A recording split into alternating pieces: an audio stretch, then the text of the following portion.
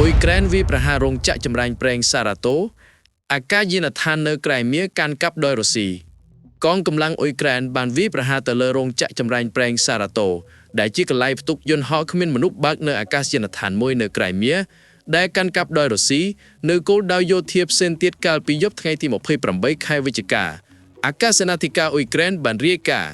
អ្នកស្រុកក្នុងទីក្រុងរុស្ស៊ីចំនួននិងក្នុងតំបន់គ្រីមេកាន់កាប់បានរាយការណ៍ថាឮសម្ដែងផ្ទុះពេញមួយយប់ក្រសួងការពារដែនអាជីតរុស្ស៊ីបានអះអាងថាការការពារដែនអាកាសរបស់ខ្លួនបានបាញ់ទម្លាក់យន្តហោះគ្មានមនុស្សបើកអ៊ុយក្រែនចំនួន136គ្រឿងក្នុងនោះមាន30គ្រឿងនៅលើតំបន់សារ៉ាតូនិង29គ្រឿងនៅលើឧបទ្វីបដែលកាន់កាប់អ៊ុយក្រែនបានវាយប្រហាររោងចក្រចម្រាញ់ប្រេងសារ៉ាតូដែលជាកន្លែងផលិតផលប្រេងជាង20និងផ្គត់ផ្គង់ដល់កងទ័ពរុស្ស៊ីសេចក្តីរាយការណ៍បន្តថាការវាយប្រហារនេះបានបង្កឲ្យមានភ្លើងឆេះនៅកន្លែងនេះបើទោះជាទំហំនៃការខូចខាតទាំងស្រុងត្រូវបានគេវាយតម្លៃនៅឡើយកងកម្លាំងអ៊ុយក្រែនបានកំណត់គោលដៅម្ដងហើយម្ដងទៀតនៅរោងចក្រចម្រាញ់ប្រេងនៅក្នុងតំបន់សារ៉ាតូវនៅរដូវស្លឹកជ្រោះនេះដោយការវាយប្រហារលើកមុនត្រូវបានកត់ត្រាការពីថ្ងៃទី14ខែវិច្ឆិកាការវាយប្រហារចុងក្រោយបំផុតនៅថ្ងៃទី28ខែវិច្ឆិកាគឺជាលើកទី5ចាប់តាំងពីការចាប់ផ្ដើមនៃរដូវកាលនេះកោដកម្មមួយក្នុងចំណោមកោដកម្មនៅខែវិច្ឆិកាបានបង្ខំឲ្យរោងចក្របញ្ឈប់ដំណើរការបឋមនេះបើយោងតាម Reuters ក្នុងអំឡុងពេលនៃការវាយប្រហារនេះកងកម្លាំងអ៊ុយក្រែនក៏បានកំណត់គោលដៅលើកន្លែងផ្ទុកយន្តហោះគ្មានមនុស្សបើកនៅឯអាកាសយានដ្ឋានសាគីនៅក្នុងភូមិ Novofedorivka នៅក្នុងតំបន់ Crimea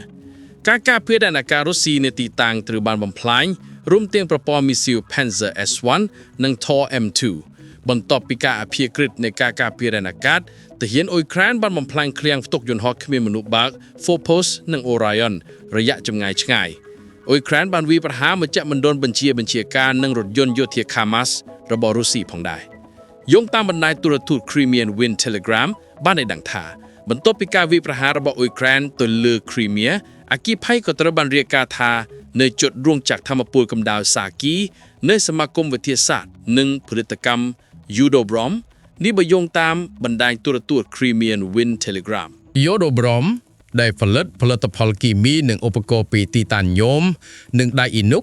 មានទីតាំងត្រឹមតែ250ម៉ែត្រពីរោងចក្រថាមពលកម្ដៅរបាយការណ៍បាននិយាយថានៅពេលល្ងាចនិងពេញមួយយប់យន្តហោះគ្មានមនុស្សបើកត្រូវបានគេប្រទះឃើញនៅក្នុងតំបន់នោះអមដោយការបាញ់ប្រហារនិងការផ្ទុះបន្ថែមពីលើការវាយលុកលើទឹកដីរុស្ស៊ីនិងតំបន់គ្រីមេកងកម្លាំងអ៊ុយក្រែនបានវាយប្រហារលើការប្រមូលផ្ដុំកងទ័ពរុស្ស៊ីនិងឃ្លាំងប្រេងនិងប្រេងរំអិលនៅក្នុងតំបន់ដែលរុស្ស៊ីកាន់កាប់ដោយតំបន់ Donetsk និង Luhansk រុស្ស៊ីអាងថាទទួលបានប៉ារ៉ាម៉ែត្រផែនការសន្តិភាពអាមេរិកអ៊ុយក្រែនមុនការចរចាក្រុងមូស្គូអ្នកនាំពាក្យវិមានក្រមឡាំងលោក Dmitry Peskov បាននិយាយកាលពីថ្ងៃទី28ខែវិច្ឆិកាថា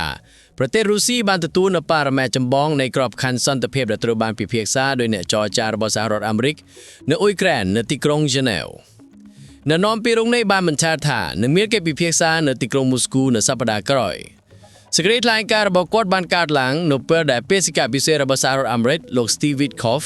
ស្ថិតនៅក្រោមការត្រួតពិនិត្យបន្ទាប់ពីការលេចធ្លាយការថតចម្លងដែលត្រូវបានគេចោទថាបានចាប់គាត់ធ្វើជាគ្រូបង្វឹករបស់មន្ត្រីរុស្ស៊ីស្ដីអំពីឥទ្ធិពលិសេតតវីមានត្រូវបានគេរំពឹងថានឹងធ្វើដំណើរទៅទីក្រុងមូស្គូសម្រាប់កិច្ចប្រជុំនឹងប្រធានាធិបតីរុស្ស៊ីលោក Vladimir Putin លោក Peskov បាននិយាយនៅពេលដែលត្រូវបានសួរថានៅពេលណា Witkoff នឹងមកដល់ទីក្រុងមូស្គូថាយើងនឹងប្រកាសវានៅពេលកំណត់លោក Putin បាននិយាយមួយថ្ងៃមុននេះថាទីក្រុងមូស្គូបានទទួលលទ្ធផលនៃការពិគ្រោះនៅទីក្រុងហ្សឺណែវលោកបានថ្លែងនៅថ្ងៃទី27ខែវិច្ឆិកាថាតាមខ្ញុំយល់ពួកគេបានសម្រេចក្នុងចំណោមខ្លួនគេថាចំនួនតាំង28គួរតែត្រូវបែងចែកជា4ផ្នែកផ្សេងគ្នាប្រធានាធិបតីរុស្ស៊ីក៏បានរំលឹកឡើងវិញថាបទឈប់បាញ់ណាមួយតម្រូវឲ្យកងកម្លាំងអ៊ុយក្រែនដកខ្លួនចេញពីទីតាំងបច្ចុប្បន្នរបស់ពួកគេដោយកាត់បន្ថយដបួលលើការទាមទារដែលទីក្រុងគៀវនិងដៃគូលោកខាងលិចបានបដិសេធទីក្រុងគៀវបានអំពាវនាវមកឲ្យបទឈប់បាញ់នៅតាមខ្សែបន្ទាត់ជួរព្រំដែនដែលមានស្រាប់ខណៈដែលទីក្រុងមូស្គូទទូសថាអ៊ុយក្រែនត្រូវតែបោះបង់ចោលតំបន់ Donbas ភាគខាងកើតទាំងអស់រួមទាំងទីក្រុងសំខាន់ដូចជា Pokrovsk ដែរប្រទេសរុស្ស៊ីបានទាមទារដោយខុសច្បាប់នៅតំបន់ Donetsk,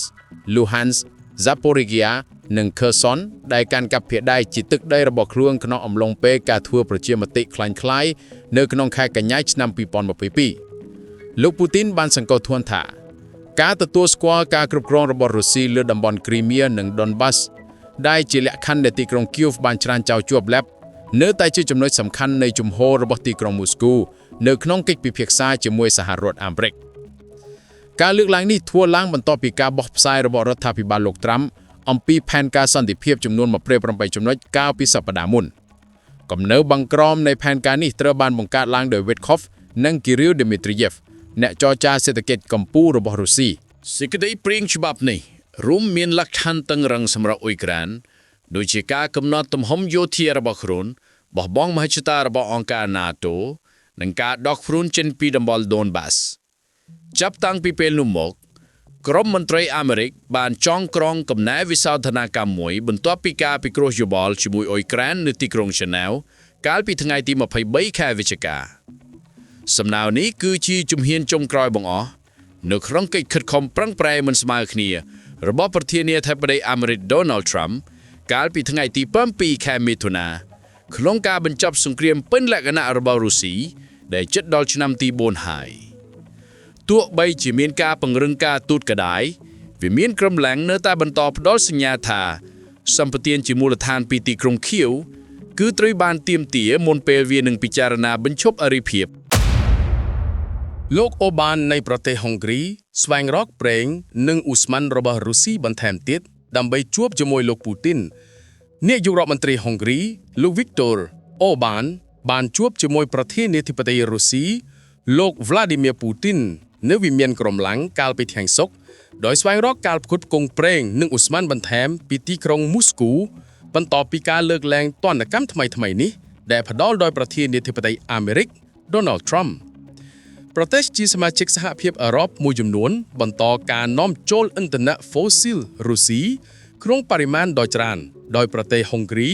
បានរុញច្រានកិច្ចខិតខំប្រឹងប្រែងទាំងមូលដើម្បីលុបបំបាត់ការនាំចូលទាំងនេះនៅឆ្នាំ2027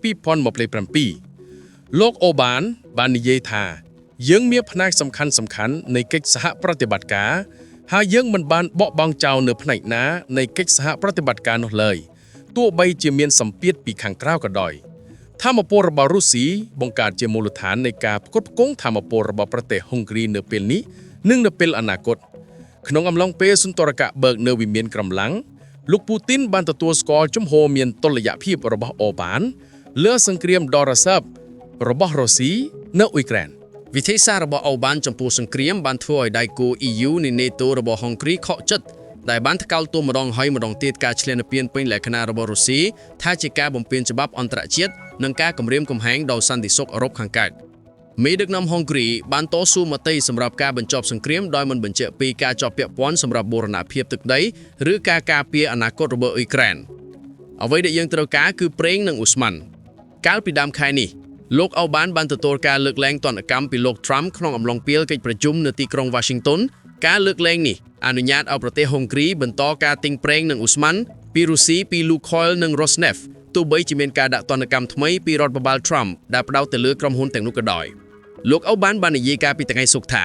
អ្វីដែលយើងត្រូវការគឺប្រេងនិងឧស្ម័នដែលយើងអាចទិញពីជនជាតិរុស្ស៊ីខ្ញុំនឹងទៅទីនោះដើម្បីធានាការផ្គត់ផ្គង់ថាមពលរបស់ប្រទេសហុងគ្រីក្នុងតម្លៃសមរម្យទាំងរដូវនេះនិងឆ្នាំក្រោយហុងគ្រីបានរក្សាជំហររបស់ខ្លួនថាការនាំចូលថាមពលរុស្ស៊ីមានសារៈសំខាន់សម្រាប់រស់រានមានជីវិតសេដ្ឋកិច្ច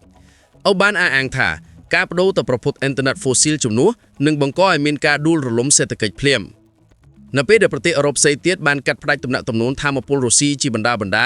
ហុងគ្រីបានរក្សានិរន្តរភាពនិងពង្រីកការនាំចូលរបស់ខ្លួនដោយប្រឆាំងនឹងការពេញការរបស់សហព័ន្ធអឺរ៉ុបដើម្បីបញ្ឈប់អ៊ីនធឺណិត fossil រុស្ស៊ីទាំងអស់នៅចុងឆ្នាំ2027រដ្ឋបាល Trump បានរាយការណ៍ថាការដាក់ទណ្ឌកម្មរបស់ខ្លួនលើក្រុមហ៊ុនផលិតប្រេងធំចំពេងរុស្ស៊ីកំពុងរារាំងសមត្ថភាពសេដ្ឋកិច្ចរបស់ទីក្រុងម៉ាស្កោក្នុងការផ្ដល់ធនធានទុនណានុធានដល់កិច្ចខិតខំប្រឹងប្រែងធ្វើសង្គ្រាមរបស់ខ្លួនតម្លៃប្រេងរុស្ស៊ីបានធ្លាក់ចុះយ៉ាងខ្លាំងខណៈដែលអ្នកទិញឥណ្ឌានិងចិនបានគោរពតាមការដាក់ទណ្ឌកម្មរបស់សហរដ្ឋអាមេរិកមុនពេលដែលគេអនុវត្តការដាក់ទណ្ឌកម្មទាំងនោះយោងតាមមន្ត្រីជាន់ខ្ពស់ក្រសួងគេហដ្ឋារកិច្ចជាតិ Witkoff ទៅមូស្គូបន្តទន្ទឹមនឹងនេះដែរប្រធានាធិបតីអាមេរិកបានប្រកាសកាលពីថ្ងៃអង្គារថាផែនការ28ចំណុចរបស់សហរដ្ឋអាមេរិកនិងរុស្ស៊ីដែលដាក់ដោយសម្ព័ន្ធមិត្តអឺរ៉ុប ថាជាការពេញចិត្តចំពោះទីក្រុងមូស្គូត្រូវបានកែសម្រួលហើយបានបញ្ជាក់ថាការបញ្ជូនបេសកុន Steve Witkoff ទៅជួបលោកពូទីននិងរដ្ឋមន្ត្រីកងទ័ពលោក Dan Driscoll ដើម្បីជួបមន្ត្រីអ៊ុយក្រែនលោកបានស្នើឲ្យមានជំនួបអនាគតដ៏មានសក្តានុពលជាមួយលោកពូទីននិង Zelensky ដែលកំពុងរងចាំវឌ្ឍនភាពនៅក្នុងការចរចាលោកពូទីនបាននិយាយកាលពីថ្ងៃប្រហ័សថាមន្ត្រីអាមេរិកនឹងទៅដល់ទីក្រុងមូស្គូនៅក្នុងបេក្ខតាទី1នៃសប្តាហ៍ក្រោយកំណត់អត្តសញ្ញាណ Witkoff ជាបេសកុនដែលទំនងវិមានក្រែមលឹងបានប្រកាសកាលពីថ្ងៃសុក្រថាលោកពូទីនគ្រោងនឹងធ្វើដំណើរទៅកាន់ប្រទេសឥណ្ឌានៅថ្ងៃទី4និង5ខែធ្នូដើម្បីពិភាក្សាជាមួយនាយករដ្ឋមន្ត្រី Narendra Modi អ្នកនាំពាក្យវិមានក្រែមលឹងលោក Dmitry Peskov បានបដិសេធកាលពីថ្ងៃសុក្រដើម្បីបញ្ជាក់ពីការបដិឆេទនៃការដុតសគិចរបស់លោក Witkoff បានបញ្ជាក់ថាវិមានក្រែមលឹងនឹងប្រកាសវានៅក្នុងពេលវេលាសមរម្យ